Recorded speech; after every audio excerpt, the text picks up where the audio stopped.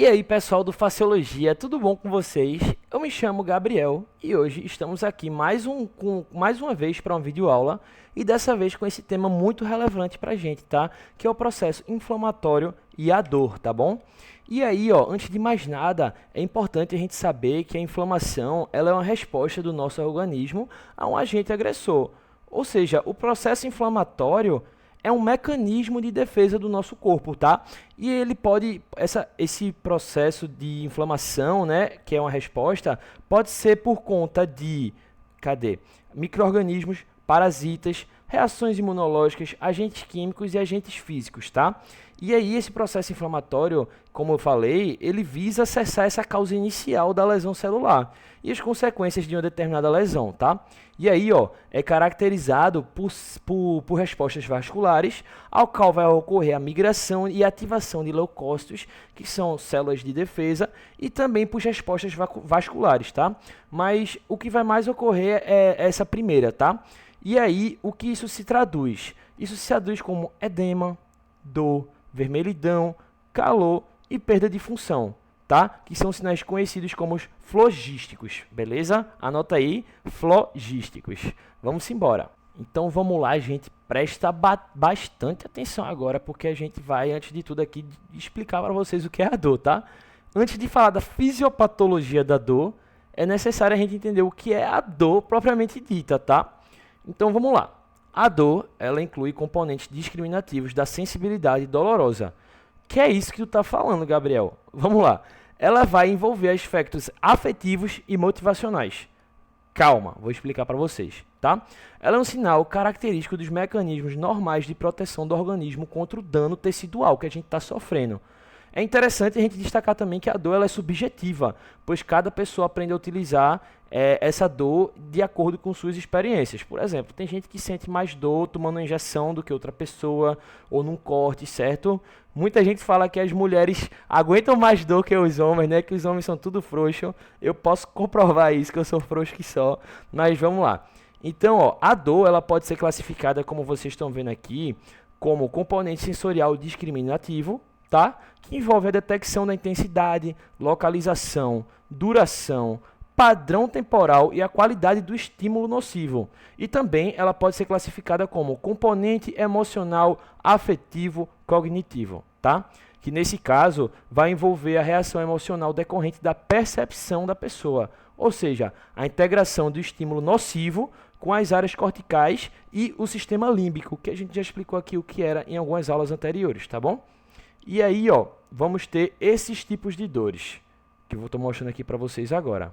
Ó, vamos ter aqui a dor aguda, que geralmente, né, ela ocorre devido a uma lesão mesmo que a gente sofre tecidual, tá? Ela resulta da ativação de receptores periféricos da dor, por meio de nociceptores, tá? E suas fibras nervosas sensoriais específicas também, como as fibras A, delta e fibra C, beleza? A dor crônica, ela está relacionada com a lesão tecidual contínua, tá? E é provavelmente causada pela ativação persistente dessas fibras, a crônica, tá? E ela pode resultar de lesão contínua ou disfunção do sistema nervoso central ou periférico, que causa dor neuropática, né? E a dor nociceptiva, assim como a dor aguda e a dor crônica, ela é causada por lesão tecidual e pode ser somática ou visceral, tá? Então os receptores da dor somática estão localizados na pele, tá? Na subcutânea, na fáscia e outros tecidos conjuntivos, tá? Periósteo, endósteo e as cápsulas articulares, tá? A estimulação desses receptores produz dor localizada, aguda ou leve. Mas a dor em queimação não é rara, tá? Se os tecidos cutâneos ou subcutâneos estiverem envolvidos, beleza? Lembra disso. E os receptores de dor visceral estão localizados na maioria das vísceras, como o nome já diz, né? E no tecido conjuntivo circundante, tá? A dor visceral decorrente da obstrução de um órgão oco é mal localizada, profunda também, e algumas vezes espasmódica, tá? Ou seja, tem espasmos, podendo ser referidas a locais cutâneos distantes, beleza? Então, ó, posso falar mais um pouquinho aqui para vocês. As etapas da nocicepção, tá? O que é isso? A gente vai ter todo esse processo para a gente ter a percepção da dor, tá? É a nocicepção o nome disso. E aí vai começar o seguinte, a gente vai ter essa transdução, tá? A gente vai ter o impulso doloroso, por exemplo, bateu o isqueiro pegou fogo no nosso dedo, o fogo bateu no nosso dedo. A gente vai ter esse impulso doloroso que vai ser recebido pelos nossos receptores e vai ser transformado em potencial de ação, beleza? Então vamos ter a transmissão e esse impulso ele vai ser conduzido até a nossa coluna posterior da medula espinhal, beleza? Lá na nossa medula espinal, ela vai ter essa modulação na medula e esse impulso, ao ser modulado, ele vai ser modulado, né? E antes de chegar a níveis superiores do nosso sistema nervoso central, beleza? Por enquanto estamos na medula ainda. E quando ele chegar lá em cima, certo? Que aí a gente vai ter a percepção, que esse impulso ele vai ser integrado e percebido como dor. Lá em cima que eu falo é no nosso cérebro, beleza? E aí a gente vai ter essa percepção da dor, beleza? Que é o final. E o impulso ele é integrado e percebido como dor. Então, gente, é importante a gente salientar que os fatores psicológicos, né, ele tem um papel importantíssimo na modulação da intensidade da dor. Por quê? Os nossos pensamentos, as nossas emoções, elas vão desempenhar um papel fundamental nessa percepção. Muitos pacientes, por exemplo, com dor crônica, também têm aflição psicológica, especialmente depressão e ansiedade. Então, a dor ela compromete também diversos domínios cognitivos, incluindo a atenção, memória, concentração e conteúdo do pensamento, tá, da gente, o que a gente está pensando em si, beleza? Aí, gente, a gente vai ter também os tipos de inflamação, tá? Elas podem ser crônicas, que é uma reação tecidual complexa, possui duração prolongada, tá? É crônica, né, podendo levar semanas até mesmo meses, onde a inflamação ativa o processo de reparo e destruição tissidulares que estão presentes, tá? E a inflamação crônica ela é desencadeada por o quê? Infecções e parasitoses, que são persistentes, tá? Agentes tóxicos também, exógenos e endógenos, estresse metabólico, tá? Que é tóxico, querendo ou não, né, para o nosso corpo, autoimunidade e corpos estranhos, beleza? Já a aguda, ela tem, como está escrito aqui, né? Ela tem resposta imediata a um agente nocivo, e onde vai ocorrer o recrutamento dos mediadores químicos, né, do hospedeiro ao local da lesão, tá? As alterações vasculares que acontecem na inflamação têm o objetivo de facilitar o movimento de proteínas plasmáticas e células sanguíneas da circulação para o local da lesão ou infecção, beleza? E as principais alterações é a vasodilatação, aumento da permeabilidade, da microcirculação, tá? Êxtase e migração leucocitária que alteram o fluxo e o calibre vascular, beleza?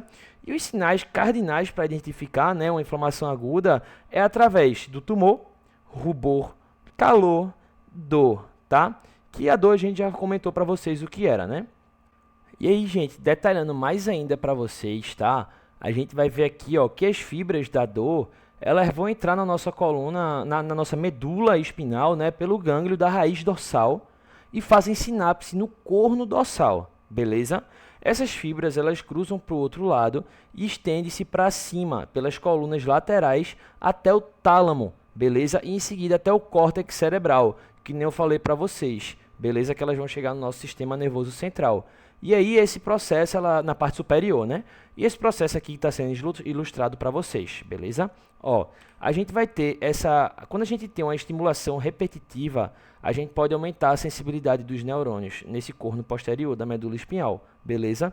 E os nervos periféricos e os nervos em outras localizações do sistema nervoso central também podem ter sua sensibilidade aumentada, com alterações sinápticas ao longo dos campos receptores corticais, que é uma remodelação que mantém exagerada essa percepção de dor. Então, o sinal de dor ele é modulado em vários pontos, tanto em vias segmentais como também descendentes, por diversos mediadores neuroquímicos, incluindo endorfinas e monoaminas, tá? Como, por exemplo, a serotonina e a noradrenalina. Então, esses mediadores irão interagir de forma mal compreendida, podendo ampliar ou reduzir a percepção de dor, tá? E aí, gente, segura a onda, gente. Vamos lá, a gente tá chegando no finalzinho já. A gente vai chegar no assunto legal agora, que é a avaliação da dor, beleza? Para avaliar a causa, gravidade, natureza, certo? E os efeitos sobre as atividades que a gente faz, né, como humor, cognição, sono, isso tudo deve ser realizado pela ajuda de um médico, tá? E na avaliação deve conter essas informações para vocês que eu vou dizer agora, que seriam a gravidade, padrões de dor, local, o tempo, fatores exacerbantes e atenuantes, autorrelato, tá? Por exemplo, os médicos, né, eles devem avaliar o nível de função do paciente e o efeito da dor sobre a função, né, que a gente está fazendo, focalizando nas atividades da vida diária, ou seja, vestir-se, tomar um banho, tá? Se você tem dificuldades para isso ou não, o emprego que você tem, as ocupações, o relacionamento pessoal que você tem, inclusive sexual, é importante falar, tá? É necessário perguntar ao paciente, por exemplo, algumas vezes até seus cuidadores, tá? Sobre o uso e eficácia e efeitos de adversos dos fármacos que ele vem tomando, beleza? Dependendo do indivíduo, é muito importante falar até com o cuidador, tá? Se ele vem tomando com ou sem receita médica, existe gente que burla isso, tá bom? E outros medicamentos, tá? O autorrelato, então, é a respeito da dor e é outro parâmetro muito importante na avaliação da dor, tá? Além de sinais externos, por exemplo, chorar, estremecer, se balançar, beleza? Quando o paciente tem dificuldade de comunicação, por exemplo, ou em crianças pequenas também que tem essa dificuldade, né? Os indicadores não verbais a gente tem que prestar bastante atenção, beleza? Até mesmo psicológicos, tá? Então podem ser a fonte primária de informação, beleza? Então preste atenção que todos esses fatores são muito importantes, tá? Tanto o autorrelato quanto a nossa percepção também, por fora, vendo o que o paciente está demonstrando para nós. Então as medidas formais para avaliação, né? Elas podem ser de escalas numéricas ou escalas de categorias verbais e também a visual análoga, né? Que é a EVA, que a gente chama, tá? E aí, ó, a gente vai ter aqui, né, essas escalas numéricas e visuais análogas da dor, beleza? A gente vai ter a visual, a escala de copos, a gente vai ter a escala de faces de adultos também, tá? A gente consegue perceber se o paciente está com dor através de suas expressões e isso é muito massa. Essa escala numérica é solicitado para que o paciente classifique sua dor de 0 a 10, por exemplo. 0, a ausência de dor, e 10, a pior dor imaginável, sabe? E na visual análoga, né, a EVA, os pacientes vão criar um sinal que representa o grau da dor em uma linha de 10 centímetros, por exemplo, sem identificação, tá? Com a extremidade da esquerda com os dizeres sem dor e a da direita para dor insuportável, beleza? A pontuação da dor é a distância em milímetros desde a extremidade esquerda, tá? E para a direita, né? Quando ocorre o caso das crianças e pacientes terem uma alfabetização ruim, né? Não saberem muito bem a contagem de números, etc., a gente pode usar, por exemplo, exames com essas imagens de faces, tá? Que vão desde sorrindo até expressões distorcidas pela dor, tá? Por exemplo, ou frutas, sabe? Uma maçã pequenininha para uma dor pequena, ou uma maçã gigante para uma dor gigante, sabe? Então, dá para a gente conseguir, de forma muito criativa, identificar a dor do nosso paciente, beleza? E aí a gente vai entrar um pouco agora sobre o tratamento dessa dor. E aí, gente, sobre os tratamentos da dor, né? A gente vai poder tratar tanto como analgésicos, opioides ou não, tá? Que são a base principal para o tratamento da dor, tá? A gente também tem antidepressivos, anticonvulsionantes e outros fármacos ativos, tá? No nosso sistema nervoso central, que podem ser usados para dor crônica ou neuropática. E são os tratamentos de primeira linha, né? Na maioria das condições. Tá? As terapias complementares ajudam de forma significativa também no processo e alivia a dor. Entre elas a gente pode citar, por exemplo, a fisioterapia, tá? Que pode incluir também o alongamento e atividades para fortalecer os músculos. Exercícios de baixo impacto, por exemplo, caminhar, nadar ou andar de bicicleta. A terapia ocupacional, beleza? Que ensina como controlar seu ritmo e realizar tarefas comuns de maneiras diferentes. Tá? Isso ajuda a reduzir, sim, a dor e evita novas lesões. E a terapia comportamental, tá? Que são métodos que ajudam a relaxar e diminuir o estresse. Tá? Como a gente falou, o estresse sim pode causar dor, beleza? E eles podem incluir a meditação, tai chi chuan, yoga, beleza? Além do que já foi falado, né? Então, gente, é necessário realizar intervenções cognitivo-comportamentais que podem reduzir a dor e a incapacidade relacionada com a mesma, tá? E ajudar o paciente a lidar com ela, beleza? O paciente pode sim lidar com a dor e como a gente já conversou bastante, tá?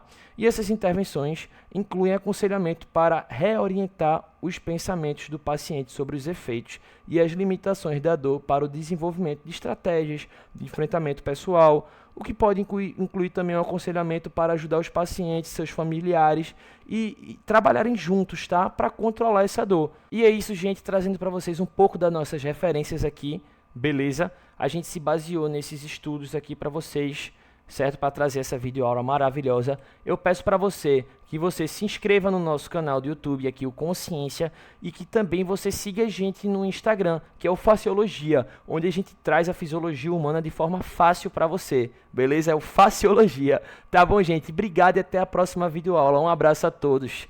Até mais.